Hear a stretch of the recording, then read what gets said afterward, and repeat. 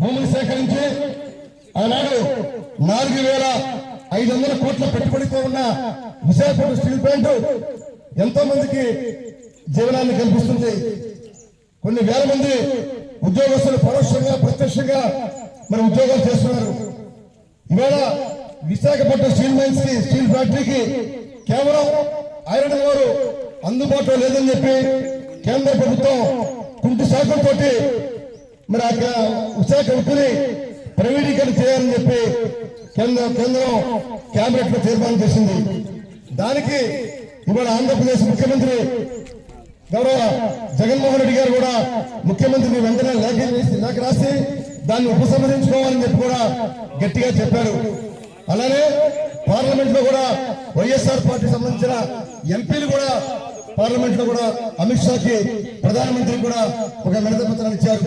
ఆంధ్రప్రదేశ్ లో తీసుకున్న నిర్ణయాన్ని వెంటనే పునఃపరిశీలించాలి, వెంటనే నిర్ణయాన్ని వెనక్కి తీసుకోవాలి, లేకపోతే లక్షలాది మంది ప్రజలు ఇబ్బంది గురవుతారు. ఆంధ్రప్రదేశ్ లో ఇవాళ ఆంధ్రప్రదేశ్ లో పార్టీలకు అత్యంతంగా అన్ని పార్టీలు కూడా ఇవాళ విశాఖ ఉక్కుని ఇవాళ ప్రైవేటీకరణ చేయాలని చెప్పి నిర్ణయాలు తీసుకున్నారు. మరి ఇప్పటికే విశాఖ జిల్లాలో చాలా మంది ప్రజాప్రతినిధులు కూడా రాజీనామాలు చేశారు. ఎమ్మెల్యేలు అలానే ఎంపీలు కూడా రాజీనామా చేయడానికి సిద్ధంగా ఉన్నారు.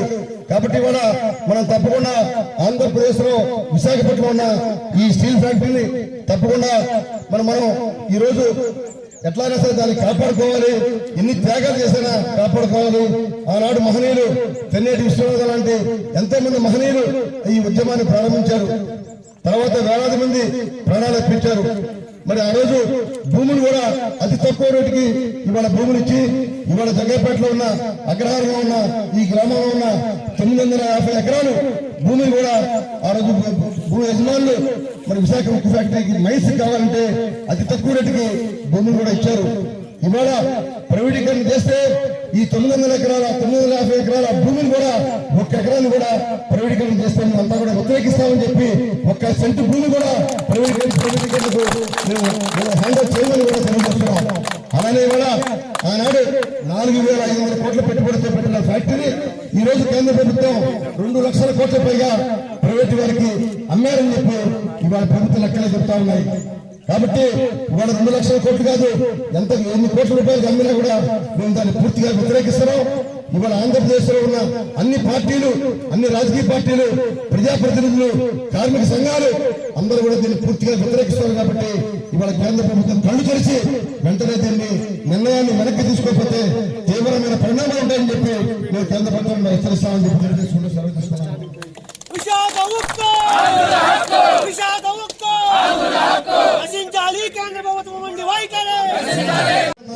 ఈ మైన్స్ 950 ఎకరాలు లైమ్ స్టోన్ నిల్వలు ఉన్నాయి. అలాగే మాధవరంలో డెవలప్మెంట్ మైన్స్ ఉన్నాయి. ఇవాళ ఈ మైన్స్ అన్ని కూడా 950 ఎకరాల్లో మనం చాలా తక్కువ వాడాం. అయినా కూడా ఇక్కడ ఎంప్లాయ్మెంట్ అనేది కొత్తగా జరగట్లేదు. ఎంప్లాయ్మెంట్ జరగాలి పూర్తిగా.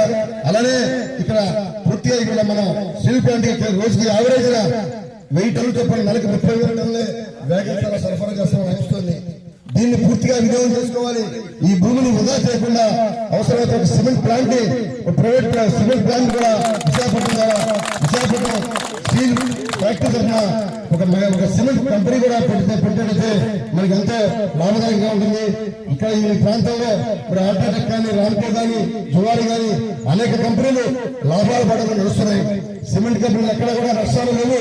సిమెంట్ కంపెనీ కూడా నిత్యావసర వస్తువులుగా సిమెంట్ ప్రతి వారికి అవసరం. కాబట్టి ఈ మన అగ్రహారంలో ఉన్న మన జగ్గైపేట ఏరియాలో ఉన్న ఈ మైన్స్ ఆవరణలో కూడా తప్పకుండా సిమెంట్ ఫ్యాక్టరీ పెట్టితే బాగుంటుందని చెప్పి మన కేంద్ర స్టీల్ మంత్రి వచ్చినప్పుడు కూడా మనం మెమోరాండం కూడా ఇచ్చాం.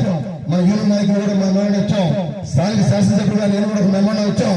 ఇక్కడ ఈ ప్రాంతంలో ఎక్కువగా ఫ్యాక్టరీలు రావాలని చెప్పి మన ముఖ్యమంత్రి జగన్మోహన్ రెడ్డి గారు కూడా జగ్గైపేట వచ్చినప్పుడు డిసెంబర్ 21 తారీఖున జగ్గైపేట వచ్చినప్పుడు కూడా ఈ ప్రాంతంలో మరి పరిశ్రమలు బాగా ప్రయోజనం చేయాలి. ఇది ఇండస్ట్రియల్ జోన్ కింద మేము ప్రకటిస్తే ఇంకా ఇక్కడున్న విద్యావంతుల నిరుద్యోగులు కూడా ఉద్యోగ అవకాశాలు వస్తాయని చెప్పి మేము ముఖ్యమంత్రి గారు తెలియజేశాం. ముఖ్యమంత్రి గారు కూడా దీనికి సానుకూలంగా స్పందించి జగ్గైపేట ప్రాంతాన్ని ఇండస్ట్రియల్ జోన్ గా ప్రకటిస్తున్నట్టుగా ఆ రోజు ప్రకటించారు. దాన్ని కూడా ప్రతి నెలలో దాన్ని పూర్తిగా జీవో కూడా రాబోతామని కూడా తెలియజేస్తున్నాను. కాబట్టి జగ్గపేటలో ఉన్న ఈ ప్రాంతాన్ని అన్ని రకాలుగా కేవలం విశాఖపట్నానికి లక్ష్యం పంపడం కాకుండా ఇక్కడ కూడా ఒక ఫ్యాక్టరీ పెట్టినట్లయితే తప్పకుండా కొంతమందికి ఉపాధి కల్పిస్తుంది. కేంద్రానికి కూడా స్టీల్ ప్లాంట్ కూడా కొంత ఆదాయం వస్తుంది కూడా మీ తెలియజేస్తూ సేవ చేసుకున్నాను. విశాఖ ఉక్కు, విశాఖ ఉక్కు, విశాఖ ఉక్కు. జగ్గపేట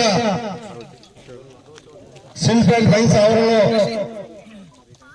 జరుగుతున్న ఈ ధర్నా కార్యక్రమంలో పాల్గొన్న విఎస్పీ ఎంప్లాయీస్ కి, యూనియన్ నాయకులకు, ఇక్కడ చేసిన అగ్రహారం గ్రామ సర్పంచ్ కి, మిగిలిన కార్యకర్తలకు అందరూ కూడా అందరికీ పేరు పేరున నా ఉద్యమ అభినందన తెలియజేస్తున్నాను. ఈరోజు కేంద్రంలో ఉన్న బీజేపీ ప్రభుత్వం మనం ఎంతో మంది త్యాగదనంలో ప్రాణాలు సైతం ధారపోసి ఆనాడు మరి ఉద్యమం చేసి విశాఖ ఉక్కు ఆందోళన కొన్ని నినాదంతో ఆంధ్రప్రదేశ్ లో విశాఖ ఉక్కు, విశాఖ ఉక్కు కాపాడాలి, విశాఖ ఉక్కు ఫ్యాక్టరీ కాపాడాలి, విశాఖ ఉక్కు ఫ్యాక్టరీ. కేంద్ర ప్రభుత్వ మొండి వైఖరి, కేంద్ర ప్రభుత్వ మొండి వైఖరి, కేంద్ర ప్రభుత్వ మొండి వైఖరి వెనక్కి తీసుకోవాలి. కేంద్ర ప్రభుత్వం